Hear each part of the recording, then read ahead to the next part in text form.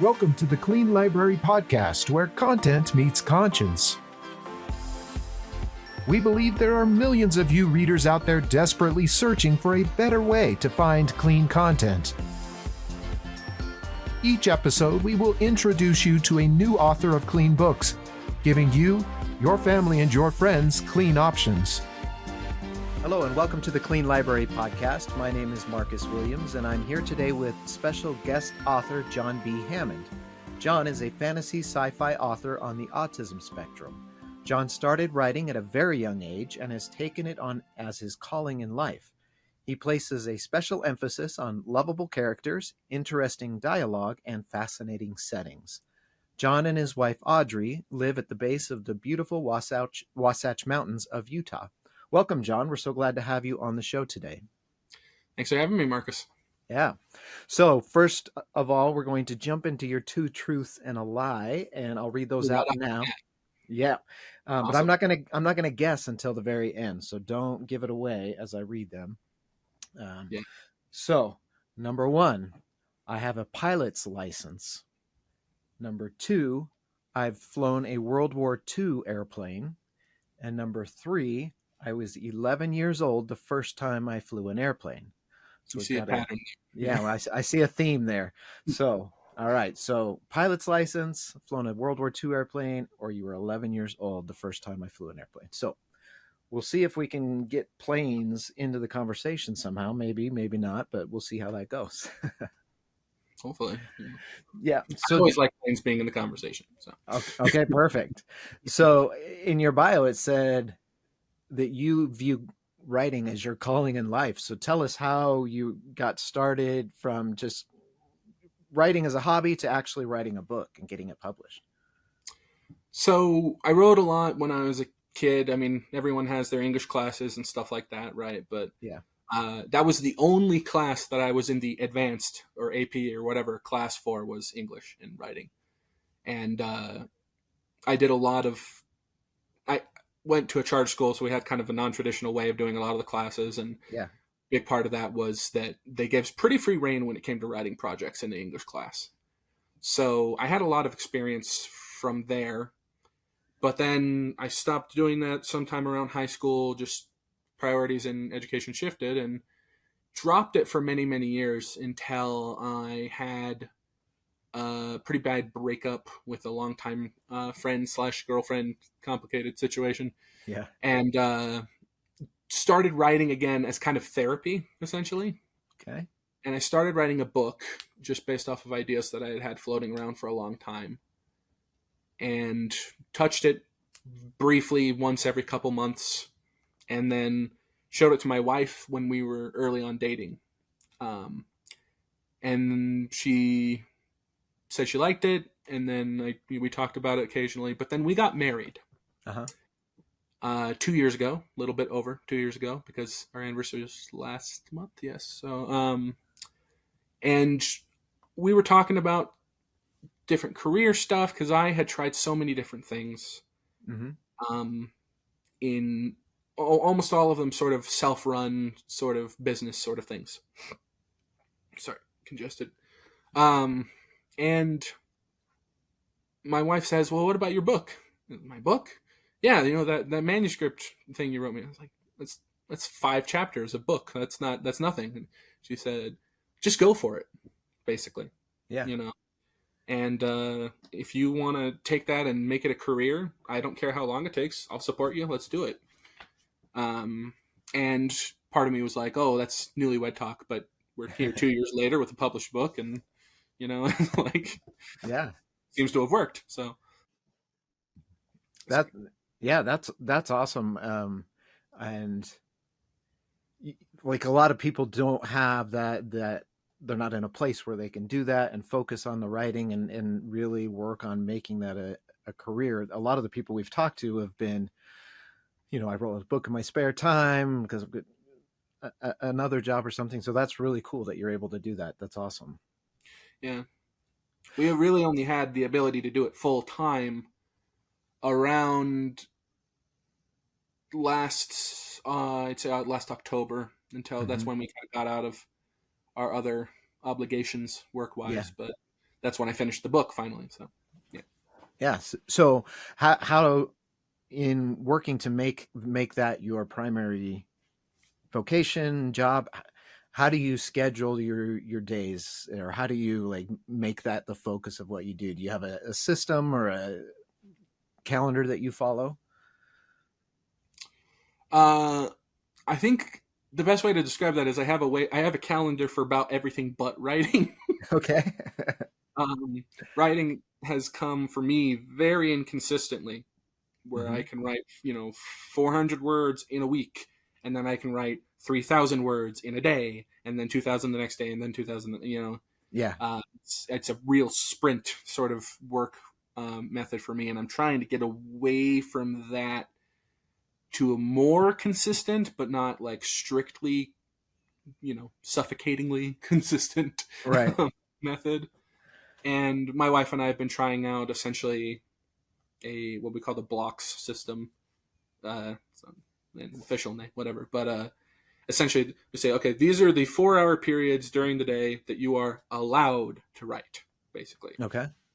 And it's like, it's not, okay, 1 p.m. starts and you have to be writing for the next 4 hours. It's not like Uh-huh. that. It's just, well, these are the writing times of day. It's kind of Okay. more loose than a schedule thing. And it's worked really well. I'm writing my second book in the series right now, and I am about a little over a third of the way done. Okay. Longer book. It's actually half as. If it was the same length as my first book, I would have been over halfway done by now. So, but it's been working out well so far. And that's the thing about writing processes is they're always shifting. You're always finding 1% better way of doing it. So Yeah, absolutely. And what works for you may not work for somebody else, but you really need to find the thing that works for you, both time wise, but also creatively, yeah. as you're putting together the story. So tell us about the book that you've published. What's it about? I say it's 80% fantasy, 20% sci-fi is usually how I start the pitch. I'm Okay. not very good at the pitch, but I find it more situational. But Yeah. my wife calls it Stargate plus Princess Bride. I have begrudgingly come to accept because people seem to actually understand that comparison. Yeah. Basically, it's a retired Air Force pilot. She is kind of convinced she's out of the adventure game and just content to live the rest of her life doing boring stuff. But then she gets an assignment from the United Nations, and it just sounds too crazy to pass up. She gets there. They explain to her that there's a portal to another world. They think aliens or interdimensional, whatever, sort of stuff. And she leads a team through, and instead, on the other end, it's a fantasy world, and they have to kind of deal with the culture clash and the technology, magic, kind of, all this clash of different worlds colliding sort of situation.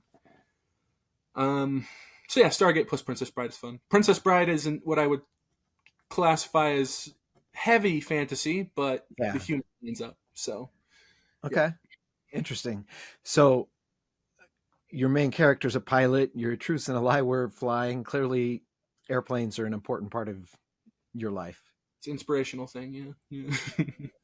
Very cool. So, how did you decide that this portal would lead to a fantasy world instead of like another planet, which kind of would be the regular, the theme we've seen a lot with portals and Yeah, stuff. regular. Yeah. So, like, how did that idea come to you?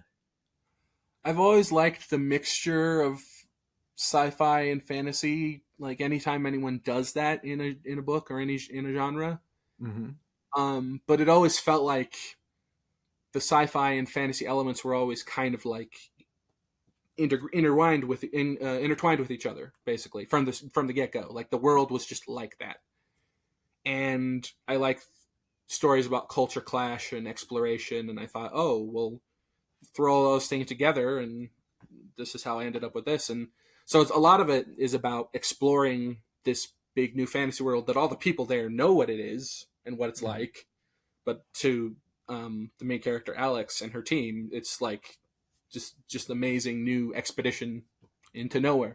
So Yeah. um, yeah. So, how is it for you writing with a female protagonist? It never really occurred to me. I didn't like stop and pause. I've heard some authors have done this. I've never stopped and paused and be like, oh, was it going to be hard to write a woman if I'm a man? And I know that there are some authors who have stopped and paused or have had that issue, but I've had the characters themselves floating around in my head for so long that it's not. I don't see them as much as like the structural elements of characters, if that makes sense. When you're talking about writing, you talk a lot about the mechanical and structural parts of writing, where it's like, what's your plot structure and what's this character archetype, and I don't do that with characters as much as I do with plot, and I don't do that with plot a ton either. So to me, it's not, oh, this character is a woman, and that's like one of the tags, one of the calling points of the character. It's just Alex. That's it. Okay. All right. That's fair. I don't really differentiate in that way. Now, that being said, my wife is always welcome to say, like, this isn't how a girl would act. Sort of situation. But then I can 80% of the time go back and say, okay, but this is how Alex would act. Gotcha. Your definition of what a girl would do isn't the same definition as what other girls' definition of what a girl would do. Right. Okay, cool. Yeah, my wife is definitely a more girly girl than the character. So, so was book 2 always in the plans? Was the story always going to be a series? Yeah, it was always the plan.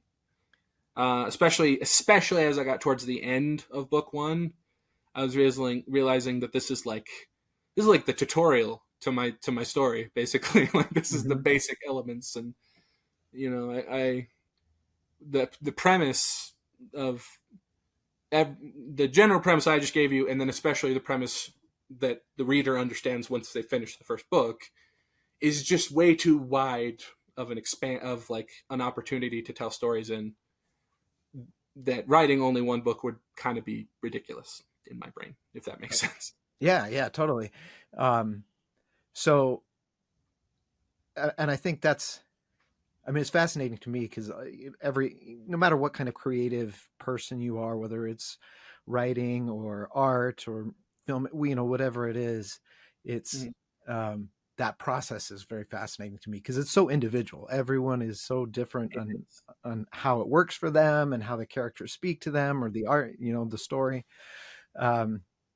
So would you be willing to talk about how your autism has impacted your ability to write or your process for writing, or how that works for you? So it's actually funny. The last and first podcast I was on, the focus of what we were talking about when they had me on was autism. Okay. And, we kind of tied that into talking about the book, but it wasn't a book specific podcast. So kind of doing the reverse of what I did there, where the autism was the focus there, with the book kind of an addendum, and kind of reverse here. So that's a fun thing. Autism. It's interesting for me to say, like, how did autism integrate? Like, what was the question? Like, how you worded it again? Like, how do you feel like it impacts your process and just being a writer? The creative process for me. Yeah. See, that's the thing, is like, I there are ways that I know of how autism works in general. From just knowing research and stuff, not from my personal experience, but from research and knowing what autism in general is like. And so I can infer that's how it's affecting my process. But from my perspective, I have no idea how anyone does it any differently. Right. Because that's just your my default. Normal. Right. Yeah. Exactly. So, like, I think that I would say that generally in the positive aspects, I'm able to come up with ideas really quickly. I was going to submit for to be in the like small elite group of at the Brandon Sanderson class 318R in BYU Provo, which is essentially like a 15 person out of hundreds, or 15 people out of hundreds are selected, and it's impossible to get it, basically. Yeah. And one of the things they said is that you have to come ready with a completely new original story to work on over the course of the class. And I had only written most of my first novel. It had to be not connected to that book. Okay. And I sat down and I thought, oh my gosh, how am I ever going to come up with a new idea? I have been working on this one for the better part of 5 years. Mm-hmm. How am I going to make this work? How am I going to just make something new up? 2 days later, I had a first chapter written and most of the story plotted out. And that's not me bragging. That's me realizing at that point, I realized like, oh, I can do this sort of thing. I just need to not get in my own head about it. Yeah. And that's a big thing with people with autism, is especially when they're still learning, and obviously I'm still learning, we're all still learning, but the big hurdle with autism, high functioning autism, is that you need to learn to tell yourself it's okay to not do it the air quotes normal way. Yeah. And in most cases, by trying to do it the air quotes normal way, you're kind of fighting with one hand tied behind your back, shooting yourself in the foot, whatever you want to say, right? Yeah. So I'm still constantly finding those things where I'm realizing, oh, okay, so that's not the normal way to do it, but this is what works for me, and I do it way better than other people do doing the normal way. Mm-hmm. Right. And that's kind of how I've been learning how to do writing and that's especially a good lesson for anyone who's writing, because every person's writing process is different. Mm-hmm. You can take 10%. You can look at someone else's writing process, and you can probably take like 10% of that and apply it to your own. I don't think you could just copy their writing process and it would work for you. Yeah. I don't think I've ever heard of that happening. So, yeah, I love that, and I think that's it's important, like you were saying, to give yourself permission to do it the way that works for you. mm-hmm. And there are so many courses out there, classes, experts who tell you need to do this, you need to do this, you can't be an author unless you do it this way. And I think that's discouraging to people because they think they have to fit this mold, and you don't. Do what works for you. So I love that. That's awesome. Yeah, 100% agree with that. Yeah. Yeah. So was there a time as you were writing that you made a conscious decision to keep your book clean, or was it a natural thing for you, or how did that work? I don't think I have it in me to write an unclean book. It depends on your definition of unclean, but no, I one of the biggest pieces of advice that I've gotten from a lot of different independent sources in going through the writing process is basically just write what you would want to read. Is kind of a big thing that they talk about, and obviously they want something that's more of a general advice. It doesn't mean word to word, but I wouldn't want to read my book if it had anything that was in kind of the non-clean categories. And I'm considering myself a clean person, so it would be pretty hard for me to write one anyway. So yeah. So to say I didn't set out to say I'm going to write this as a clean book and market it as a clean book, but it was never going to end up any other way. So. Gotcha. Yeah. So we've talked about how, just the word clean itself is a pretty vague, pretty loaded word. So when I say that, like, how would you define a clean book?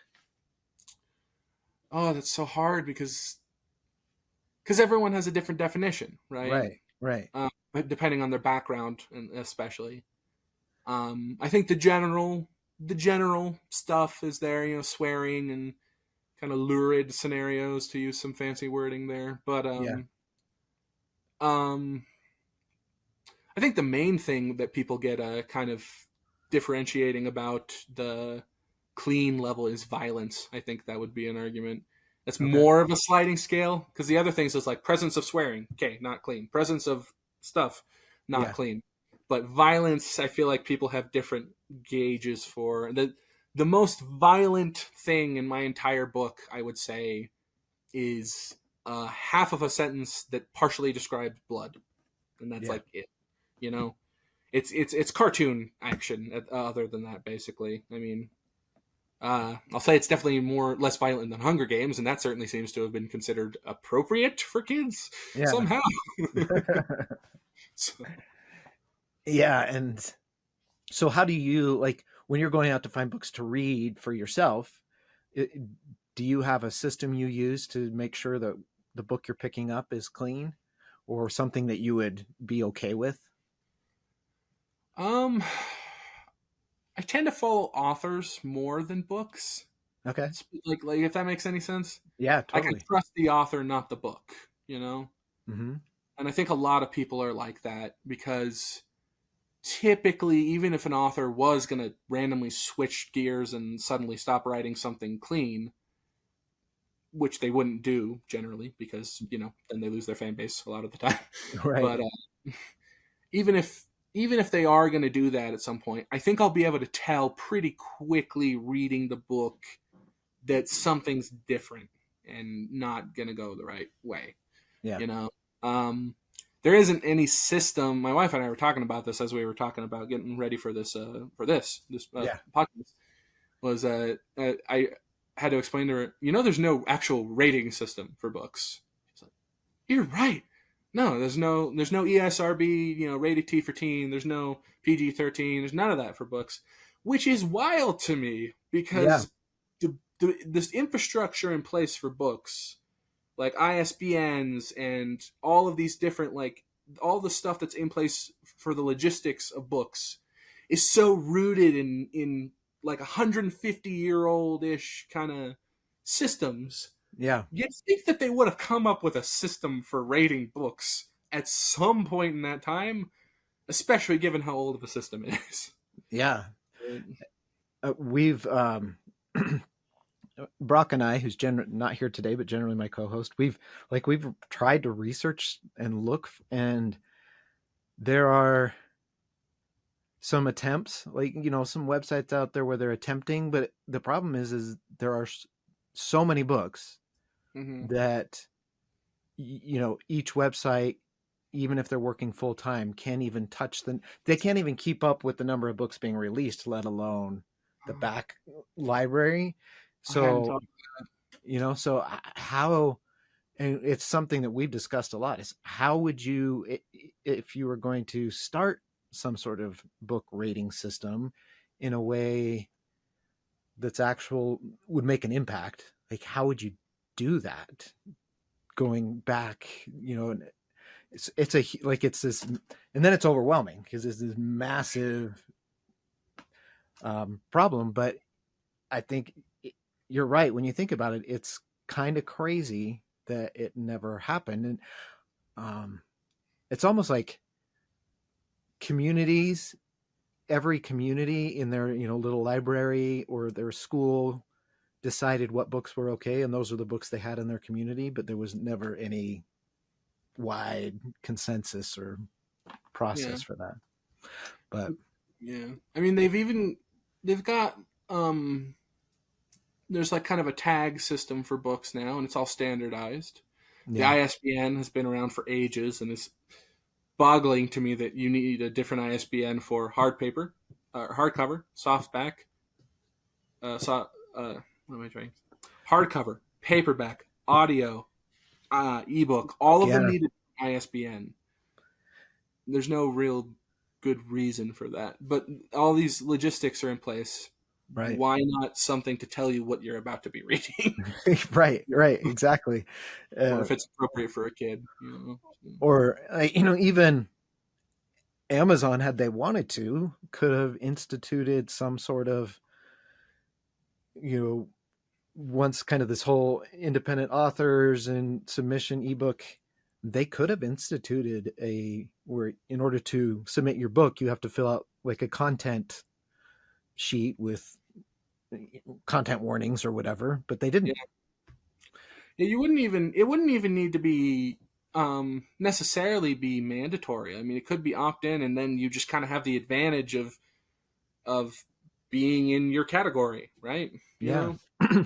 Even Yeah. if you just in even like a short term solution would just be adding that as a category or a genre on all these book sites would be clean fiction, because there's certainly categories for the opposite end of the spectrum. Right.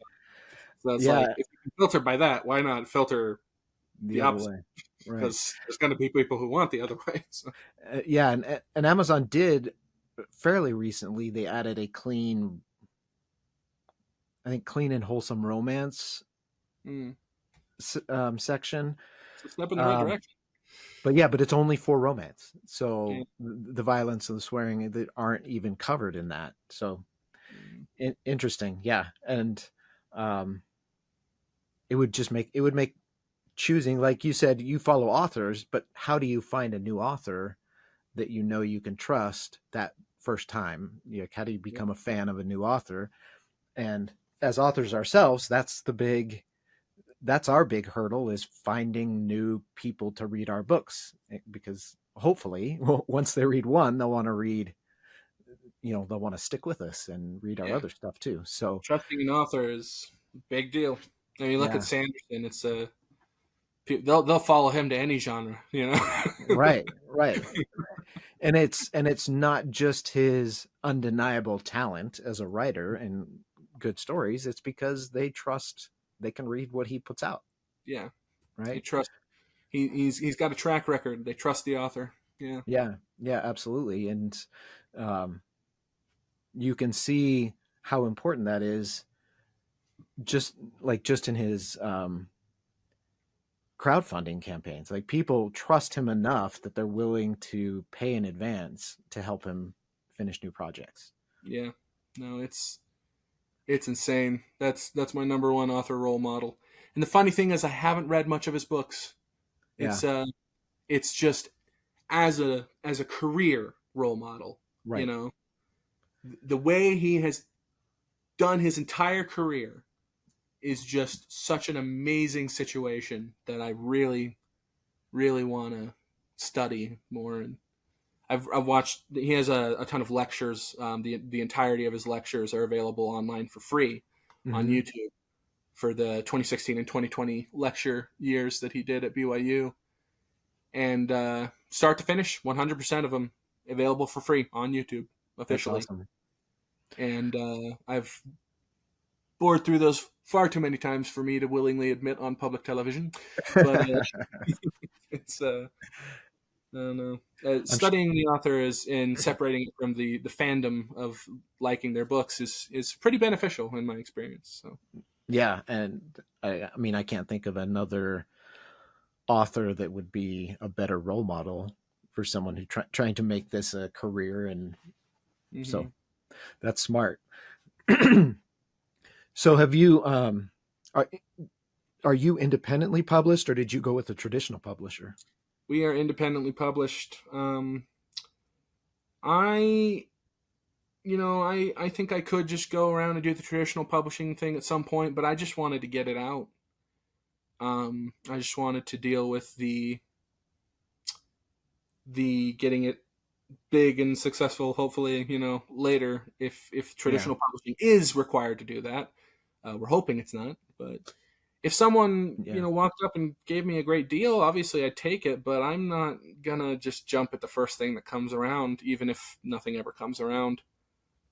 um, yeah. but So we've had pretty great success, considering we came out of literally nowhere and have done very little marketing. uh, you know, that's cool. so, So how did you do a ton of research or read books on how to do it, or just kind of try things? Like, how did you go about figuring out how to publish? oh, the publishing part of it. Yeah. We had a lot of help in the publishing part of it. We had a ton of help from a group that my family, my father writes books as well. Okay. Just more, he's doing it more as a hobby, but I'm trying to do it as a long term career. Yeah. Um, and he joined a group called Author Ready, which is kind of a free, what's the word, freemium. You can start at free, but then if you want to do more, you can pay. Yeah. Kind of author support group run by Richard Paul Evans, Oh, the okay. Yeah. the author for Michael Vey and Christmas Box, all those books, The Walk. And so they got involved with that. I thought, okay, I mean, how helpful could that be? And I started coming to meetings here and there, and suddenly I kind of fell in with the crowd, and they guided me all the way. I used some of their services. I'll be honest, money was paid. That's how it works. Yeah. But I mean, that's how I ended up with my interior. That's how I ended up with my cover, and it worked out really well for us. Good. They helped us through the self-publishing process as well, part of it as well. Every down from just like, is this a good idea for you or not, or all the way down to like, here's what buttons to press to put it up on the website, sort of thing. Mm-hmm. So honestly, the biggest thing is that there's a ton of scams for authors, as I'm sure you're aware.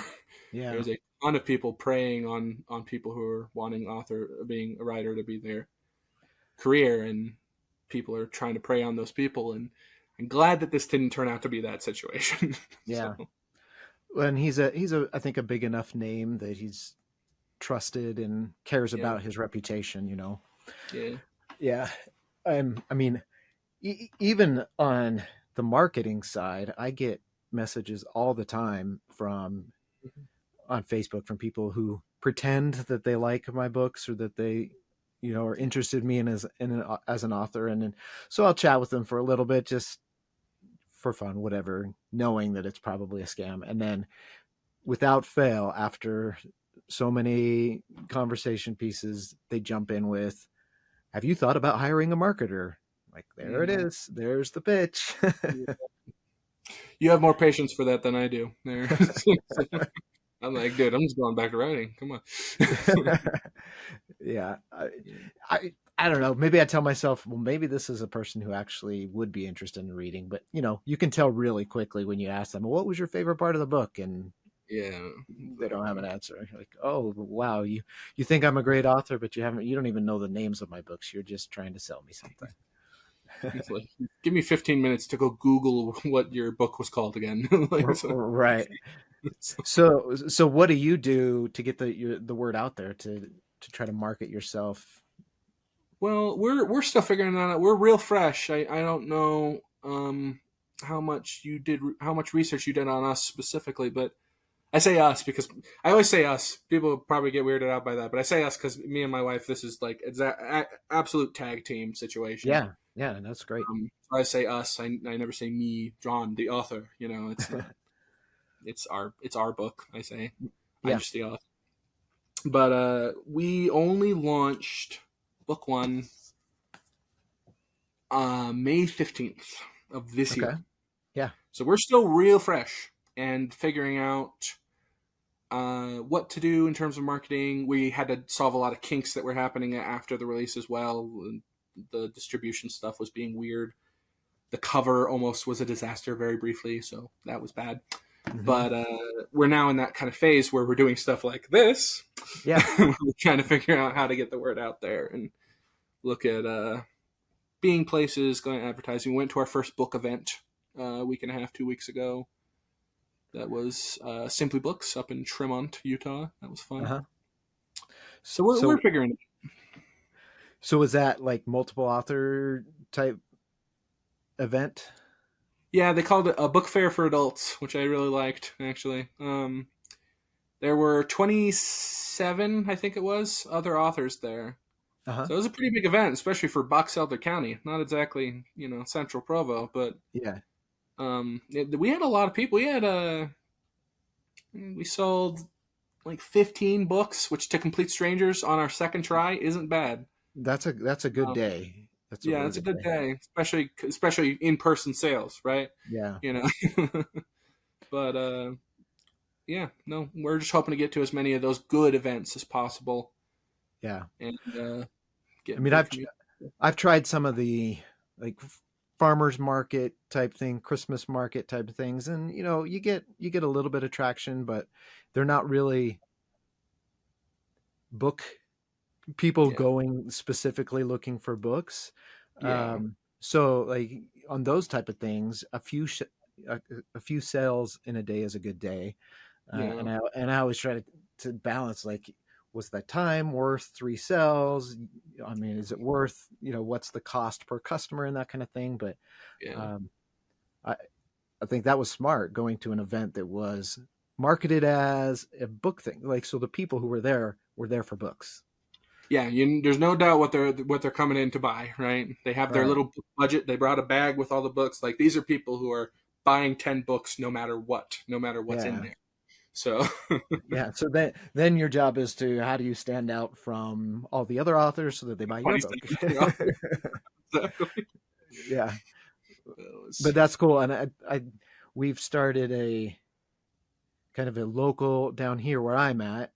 hmm, Um, and we had one at the beginning of the year where it was an author event, and we did, um, not only did all the authors have booths, but we also did talks so people could come in and learn about writing and that's our cool. experiences and stuff. And it turned out really cool. It was a lot of fun. Remind me Um, again where you're based out of. I'm down in Utah County, in South Utah County. So Oh, so like Spanish Fork area, or yeah, it's Payson, Smash Fork. okay, yeah, I'm in Yeah. Provo, so we're not far. Okay. Yeah.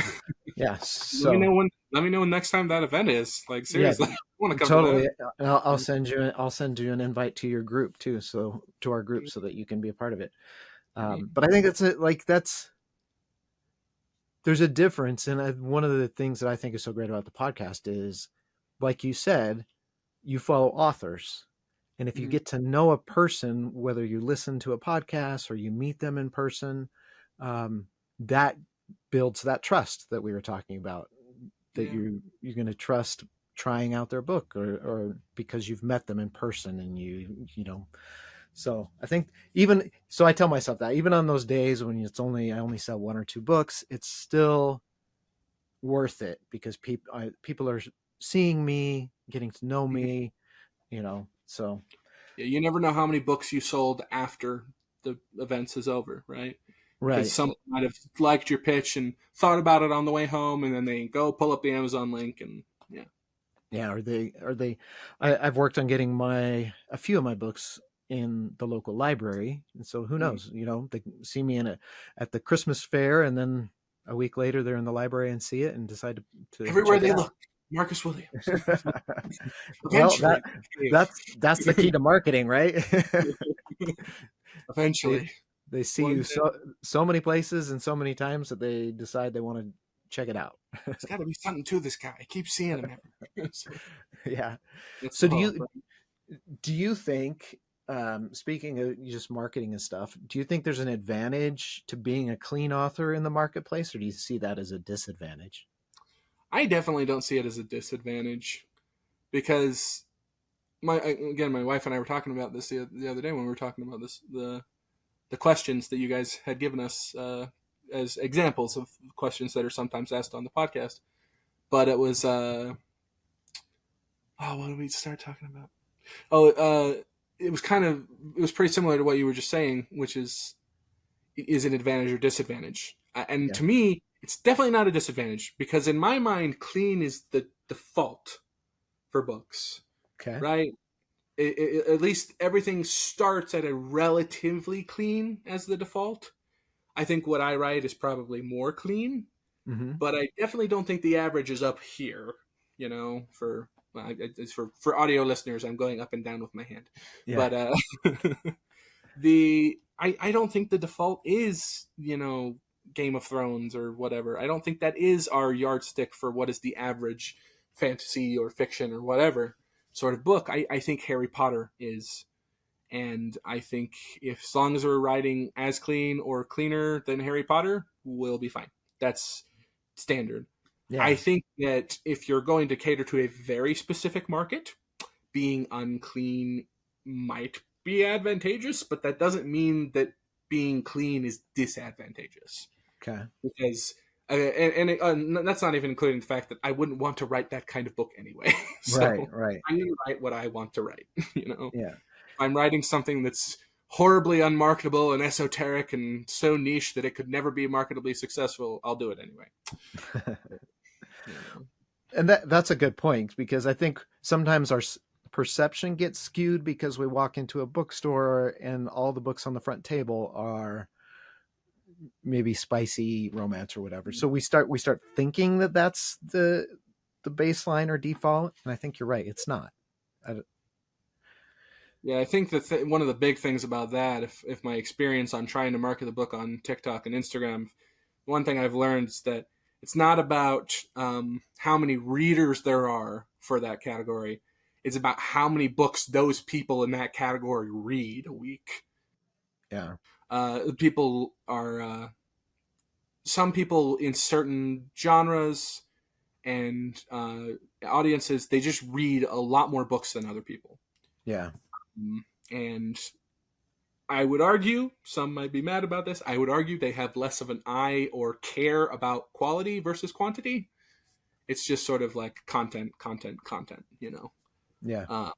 And yeah, I think that's why Barnes & Noble, you walk in there and it's a bunch of stuff like that, because they know that if they have 5 of those books, at least 2 of them are getting bought, you know? Right. So, and then the next time they come in, the other 3 are getting bought. So Right. And their goal isn't to necessarily promote good books. Their goal is to sell books to yeah, make money. Yeah. yeah. That's a good point. So have you thought about an audiobook yet? Oh, we've definitely thought about it. We know we definitely want to do one. It's just a whole different beast It is. from doing the ebook and everything there. It's costs, a lot of costs are involved, and kind of the, as you know probably. But the main thing for me is I don't want to just rush and get an audiobook out. I want to do it right. I want to do it Yeah. like a really quality way of doing it. My wife and everyone else just keeps saying, "Well, just narrate the book. You're the author." And I'm like, okay, I have a female lead and it's entirely from her perspective. I want to have someone with a at least relatively similar voice to read it, you know. Right. That's what I imagine the character sounds like, because it's all from her perspective. And not it's third person, but it's only her perspective, you know. So Right. Right. and I know that's going to be more expensive to hire someone to read it, but like I said, I want to do it right the first time. So Yeah. That's important. And it's important that you're happy with your narrator, but also that it sounds the way that you envision it. I think that's worth waiting till you can do that. I think that's important. Yeah, for sure. So with this series, how many books is it going to be? It's a constant surprise. No. Originally, I thought, oh, trilogies are fun. You know, that's Mm-hmm. that's a nice even, not even number 3. And then I kind of kept thinking of what would happen after, and then book 2 got split into 2 books, and this. The shorter answer is I have no idea at this point. Yeah. And I don't know where the line between this series and another series set in the same setting. I don't know. I don't know how many books I'm going to get out of this idea, basically. I know that I have a second book a third of the way done, a third book very well thought out, a fourth book very well thought out, and a fifth book as a basic idea. So Yeah. maybe that's where it ends. I don't know. But I definitely. read I can't even remember who it was, but it was some sort of training at one point that I watched or read that said that 5 books is the sweet spot. And I don't know if that's true. Who knows? I But don't know. his argument was, for a new author, 5 books it's your kind of that 5th book where you start getting some traction anyway, with readers, and then they'll go back and read your backlist, read the whole series. So that's kind of a magic number. So I'm trying it. I don't know. So my one series will be 5 books. I'm working on book 5 right now, but Oh, nice. but that's the thing. Like, I could watch 5 videos and they would all tell me different things. 3, 5, 7, whatever it is. It always seems to be an odd number, though.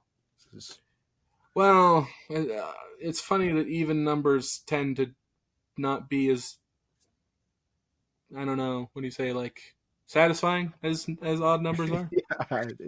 You can't make a star out of even numbers and have it not look like a sheriff badge. So, Yeah, that just occurred to me. They're always either 3, 5, or 7. Anyway, I don't know. All the fun polygons. Yep. Well, is there any other? I know we talked about Brandon Sanderson, but are there any other clean authors that you would recommend to our listeners? I have a lot of author friends. I fully believe that most of them write clean. Don't know if Mhm. they would market themselves as that or not, so I won't speak for them. Apart from one person I know from the Author Ready group, Stephanie Fay, I believe is her. If I'm gonna be so embarrassed if I'm getting part of her name wrong. It's Stephanie Fay. Zelina and the First Glyph, I think, is her first book. Okay. I believe. I know she has at least two out. Maybe the third one is done. I don't remember. But she markets specifically as clean fiction, clean fantasy, the story that she wrote for her daughter, and then kind of spun out into a whole series. So Okay. Cool. that's another good example for people, I would say. Awesome. Thank you. All right. Well, we need to get back to your two truths and a lie. We talked about planes like for 30 seconds. Yeah, We if didn't that. really get into it. So, so I'm going to remind everyone what they were, and then I'll take a stab at it. I have a pilot's license. It's number one. Two, I've flown a World War II airplane. And three, I was 11 years old the first time I flew an airplane. So if one is the lie, that means they're all the lie. So that can't be it. So World War II airplane. I mean, I think if I got my pilot's license, that would be something I'd want to do. I think that'd be super cool. So I'm going to go with maybe you were young the first time you flew, but it wasn't 11. So I'm going to say number three is the lie. Unfortunately, you're wrong. So is it number two? I do not have a pilot's license.